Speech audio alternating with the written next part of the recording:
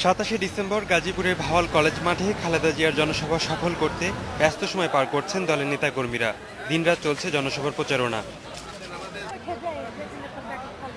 এদিকে বিএনপির এ কর্মসূচি প্রতিহত করতে একই দিন সেখানে পাল্টা বিক্ষোভ সমাবেশ করার ঘোষণা দিয়েছে ছাত্রলীগ।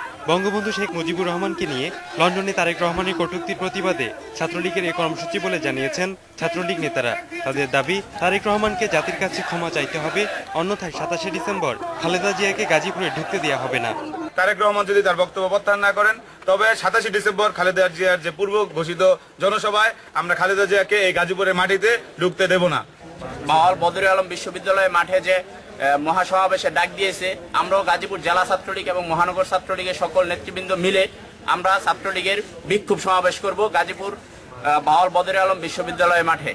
অন্যদিকে বিএনপি নেতারা বলছেন, যে কোনো মূল্যে খালেদা জিয়ার জনসভা সফল করা হবে, কোনোভাবেই জনসভা ভণ্ডুল করা যাবে না। প্রোগ্রাম করতে দিবে না, এই সমস্ত কথা বলা সম্পূর্ণভাবে একটা বাকশালী আচরণ। এটা যদি পণ্ড করার জন্য কোনো উদ্যোগ নেওয়া হয়, ইনশাল্লাহ গাজীপুরের গণতান্ত্রিক লোকজন, গণতন্ত্রপ্রিয় লোকজন এবং দলীয় নেতাকর্মীরা সেটা অবশ্যই প্রতিহত করবে। দুপক্ষের পাল্টাপাল্টি কর্মসূচিকে ঘিরে আইন শৃঙ্খলার অবনতির আশঙ্কা সৃষ্টি হলে সে অনুযায়ী ব্যবস্থা নেওয়া হবে বলে জানিয়েছে পুলিশ। আমরা চাচ্ছি না যে আইন শৃঙ্খলার কোনো অবনতি হোক, মানুষের জানমালের ক্ষতি হোক। তবে আমরা যদি দেখি আইন শৃঙ্খলা অবনতি ঘটবে, বিশৃঙ্খলা সৃষ্টি হবে, তাহলে তখন আমরা যথাযথ আইনি ব্যবস্থা নিব এবং প্রয়োজনীয় ব্যবস্থা নিব। রাকিব খান, ইন্ডিপেন্ডেন্ট নিউজ।